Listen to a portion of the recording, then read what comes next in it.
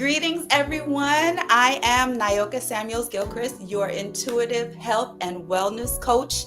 Today, we would like to talk about the link between holistic health and mental health. And we want to do it through the eyes of a certified mental health counselor. So, joining us today is Shawnti Refuge. She is a certified mental health counselor who lives in Texas. We are both co-authors in anthologies, but not the same book. We're going to have to work on that because we have a lot in common. So I'm going to ask Shawnti, please give us a better view of who you are and how you do what you do. Thank you so much for having me. My name is Shawnti Refuge. I'm a certified mental health coach, mental health advocate. I'm a keynote speaker and an author, and I help women to release, heal, and live their best lives through guided journaling. Ooh, guided journaling. Now, Shawnti, this is something that I talk with the people I serve a lot with. So Mhm. I'm happy to have you here to break it down, maybe even give them a few pointers as to how they can make their journaling more transformative. Um, Absolutely. so let's get into it. Let's get into it. I first and foremost, I want to ask you, how do you collaborate with other healthcare professionals? Because in my audience, I have a lot of healthcare professionals. Mhm. How do you collaborate with other healthcare professionals to have a comprehensive or coordinated approach to the people you serve? I jump in the inbox. Like, hey, my name is Shanti, and I do this, and I have this, and I think this will be beneficial for your clients, and how can we work together? It took me a minute to get there because I'm shy, believe it or not.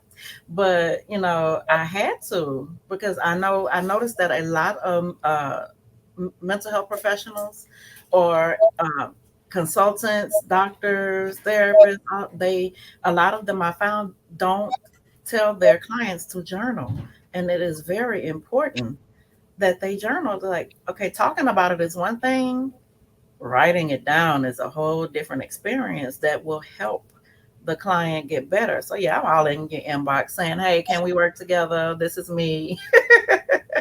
I love that. I love that. So you reach out directly to these providers and say, listen, Yeah. this is what I can do. This is how I can do it to help your client, your the people that you serve Hmm. along in their wellness and health journeys. I Yeah. love that. So can you describe how you incorporate some of the practices that as a holistic healthcare provider, I might refer people to, like mindfulness or relaxation, arts therapies. I know Hmm. you said journaling, but do you also incorporate any other type of? Absolutely.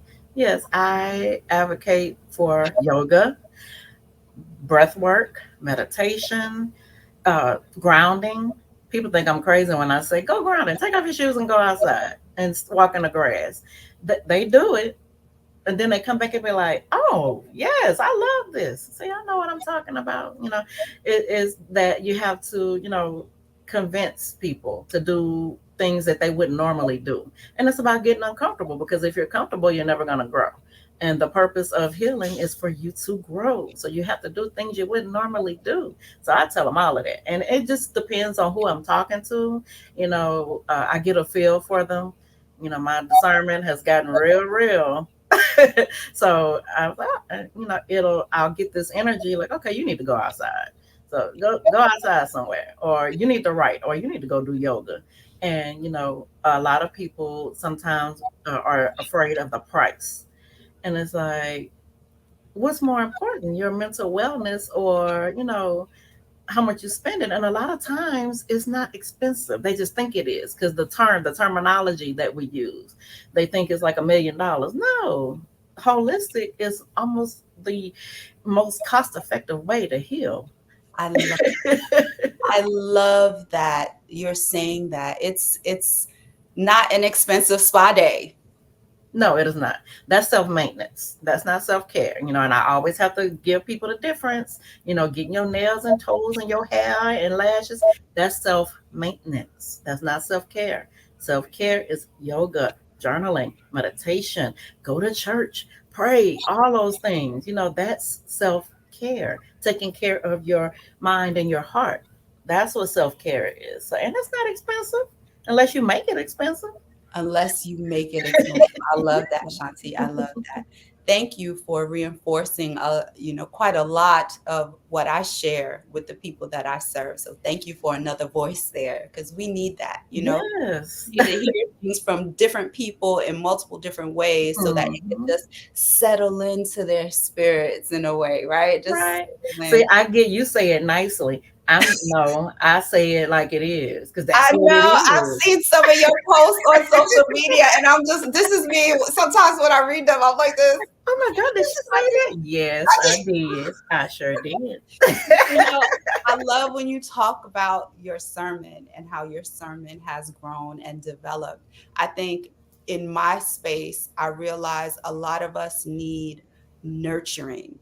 And so Mhm. my sermon comes from the nurturing way of doing Yes, things. you're like, Everybody doesn't need nurturing. Some people no. need that, like what you give them on social media. And you know why I do that? Because that is what I needed when I was going through my healing journey. I didn't need anyone to woo, woo, woo. I needed somebody in my face. Come on, let's go, get up. That's what I needed for myself. And I know I'm not the only person who needs to be spoken to that way.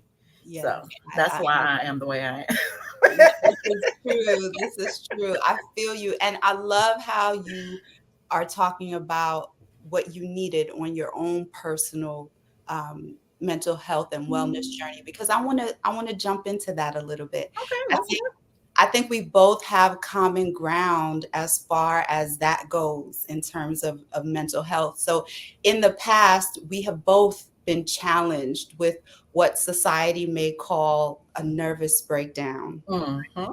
And I write about it inside of the anthology, my most recent one, The Courageous Pursuit of Authenticity. I love it. I want to talk with you about your personal experience. So I'm going to ask you to dig a little deeper for us. Absolutely. I woke up one Sunday morning in 2019. I remember the day and I remember the year. I just don't remember the exact date. But it was on a Sunday in 2019. And I woke up and I felt so heavy, like this heaviness over my head. And I'm like, okay, well, maybe, it's a funk. We as women, we always, go through those emotional changes or whatever. So I brushed it off. But each day got worse and worse. I started crying for no reason. I was getting angry. I was cussing people out. I was every negative emotion you can think of. And every day it got worse, every day. And I couldn't control it. And, at the time, I didn't know that was a nervous breakdown. I've always heard about people getting them, but I didn't know what it was. It took me about a month to go to my family doctor because I didn't know what was wrong with me. Yes. And I went to her and told her what was going on. And she was like, oh, here, take these antidepressants. And I'm like, I don't want that. I never wanted antidepressants. I want to know why I'm acting like this. Antidepressants aren't going to tell me why I'm acting like this. Antidepressants is only going to tell me to be quiet, you Yes. know? And I didn't want to be quiet. As you can see, I talk. I'm shy, but I talk.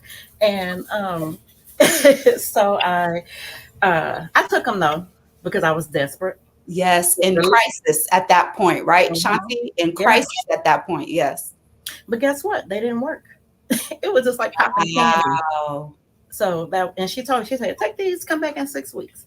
And I took them, but never got any relief. My symptoms were getting worse and worse and worse. And it got to where I was starting to feel myself. I was already being verbally aggressive. I found myself wanting to be physically aggressive. Mm. And I'm like, okay, no, I can't do that. I can't, because I'm going to go to jail and I can't do that. So she referred me to a psychiatrist. And my first thought was, ma'am, black people don't go see no psychiatrist. And I'm not going to be the first, because I've never known anyone who looked like me to go to a psychiatrist. But again, I was desperate. I Yes. said, okay, you're gonna have to listen to her. She's not telling you wrong because she's been my family practice doctor forever. So if she's telling me to go see a psychiatrist, well, you better go. Because initially I was reaching out to my mom, my dad, people around me, and they didn't know what was wrong with me. Right. All they kept saying is it'll pass, pray about it, Pray about it. It'll pass. Yes, and it Shanti. did not. It got worse. So, I went to a psychiatrist and I told her, what was going on. And guess what? She gave me antidepressants. And I'm like, I don't want any antidepressants. I don't want that. And she said, well, go ahead and go to a therapist. That made me mad because Black people don't go see therapists. We don't see psychiatrists and we don't No, see therapists. exactly. But I said that I, again I was desperate and I was like, okay, I'm just gonna go ahead and go. So I went and found a therapist. I didn't know who I was looking for. I just knew I wanted her to look like me. I didn't want her to be too old, and I didn't want her to be too young. That was my criteria because I didn't want to feel like I was talking to an old lady set in her ways, and I didn't want to feel like I was talking to a little girl who ain't been through nothing. So Mhm. I found someone around my age range. She was a little older than me. Okay, I'm talking to her, and she didn't work out. I had to fire her. I found another therapist. She was a little younger than me. She ghosted me after I told her what happened, what I was going through. Yes. And then I found my third therapist.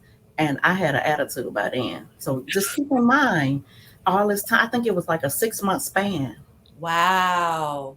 between me having that nervous breakdown and me finding a therapist who was willing to put up with my stuff. Because, baby, I gave it to her on the third one. I was like, look, you the third one. After you, I'm not going to nobody else. I'm just going to have to, She was like, no, I'm going to help you.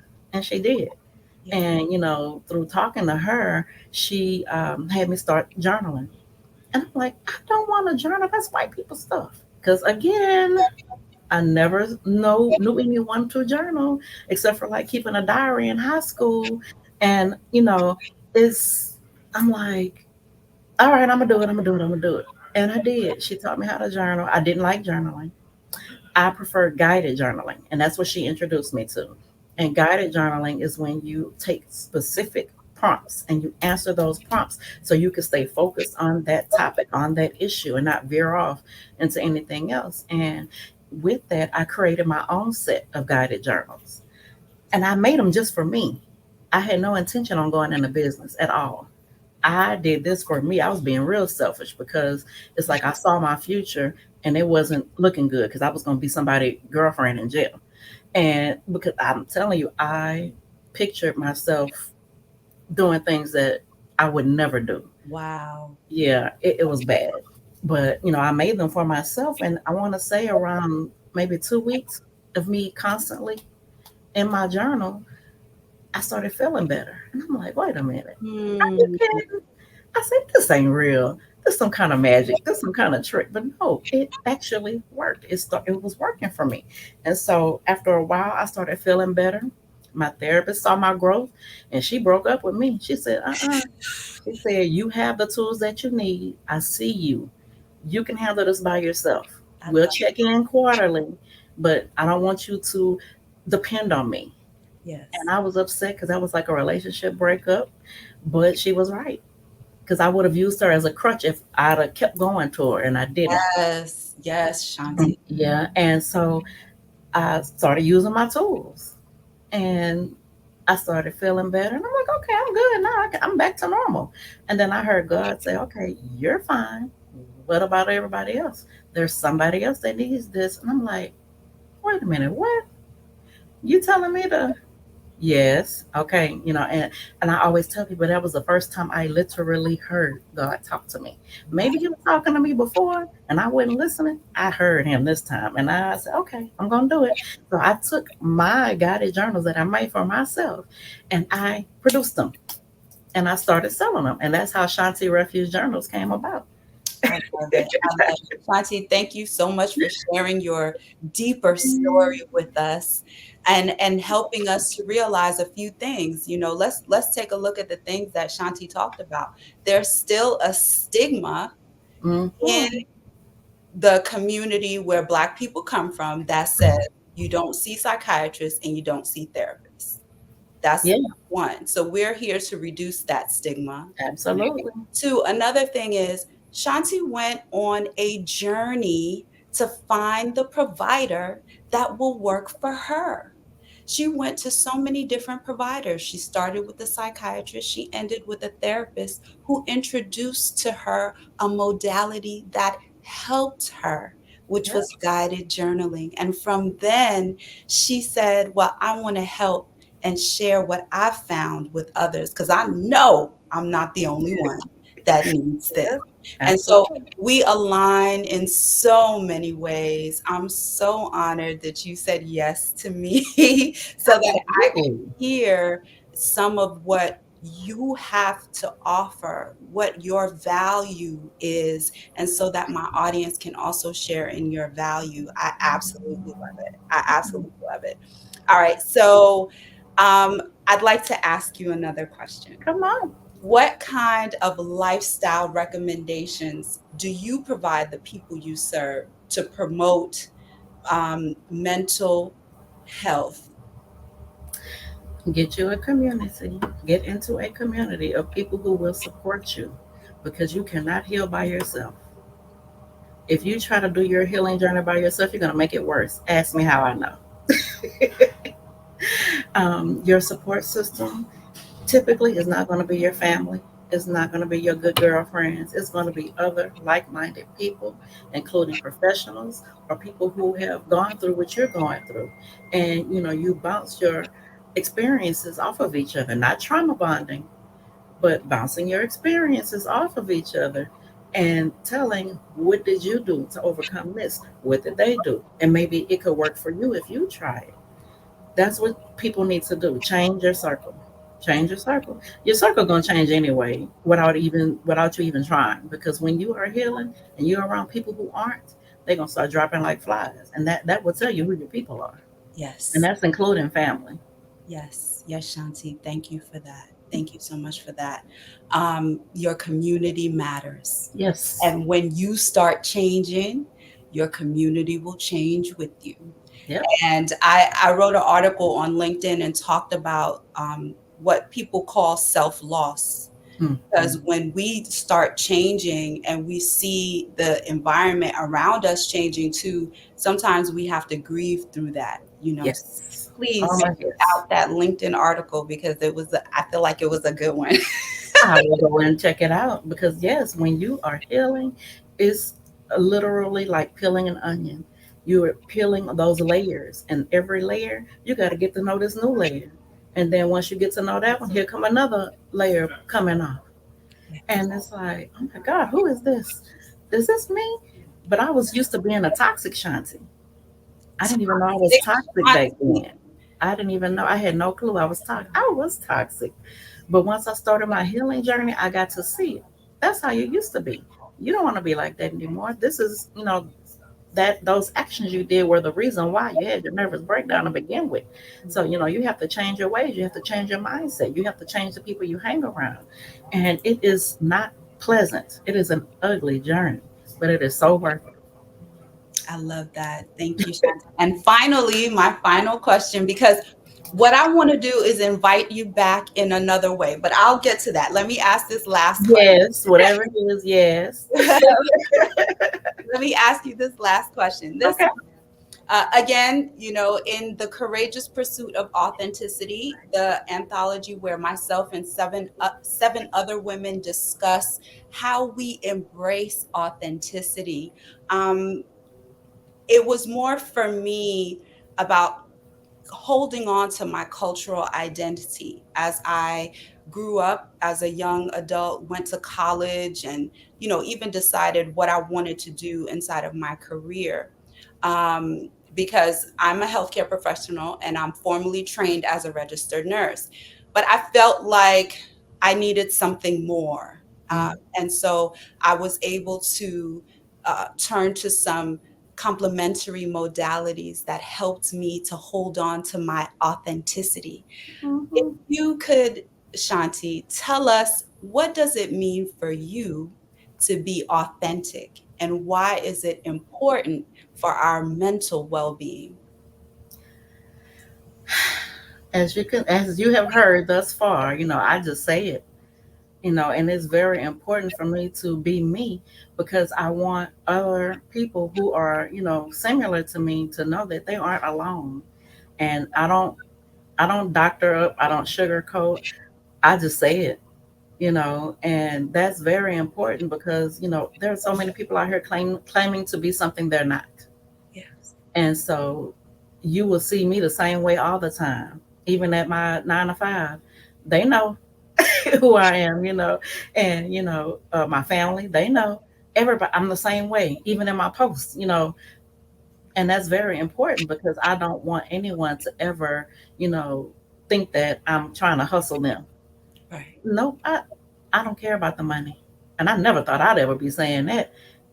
But it's not about me anymore, and it's about me helping those who look like us, especially our Black women, our Black and Brown communities who are underserved and who have this stigma held on that we don't go and get help. There's nothing wrong with us. We don't tell our business, and that's the kind of stuff I grew up on. And I want people to see that no, it is okay to not be okay. It is okay to go get help. And if I don't, help but one person per day, then I've done my job. So I have to be authentic. I have to come as I am in I don't care what's going on around me. This is Shawnti. You're going to see this all the time. Shanti, I know how you are. That's why we have about this being PG, and I appreciate you respecting It that. was hard. It was hard. No, you did good. You did real good. I thank you so very much for that. You came through on that. I appreciate it. I'm working on that. That's one of my things because I do go rated R, but you requested me not to, and baby, I kept having in my mind, don't cuss, don't cuss, don't cuss. So Well, thank you. I thank you. So this is what I'd like to do in the near future with you, Shanti. I'd like to invite you back for a summit. And Yes, during that summit, I would love for us to actually work through some of those guided journaling prompts and actually have people come in and leave with something tangible. absolutely. Leave with something that they have gained to even continue working with and working on. So I'd like to Absolutely. invite you back for that. Yes. Yes. I will So clear my calendar for this. Yes. she'll clear her calendar for me, y'all. I love I that. sure will. Yes. Thank you so much, Shanti. So we have to connect on that. And my Oh, audience, I definitely. want you to listen out for that summit because I think that many of us do not create the time in the day for self-care. I love, Shanti, how you um, highlighted the difference between self-care and self-maintenance. A lot Mhm. of us don't will create oodles and noodles of time for self-maintenance, but Yeah. Thinking is self care. so, you know, in the summit, if we carve out that time where you come in and you actually do the work, then you know what it feels like. Then I love it. you know how to continue even beyond our summit. So Shanti said, yes, Yes. we will be back Absolutely. with more of Shawnti Refuge, the Journal Bay.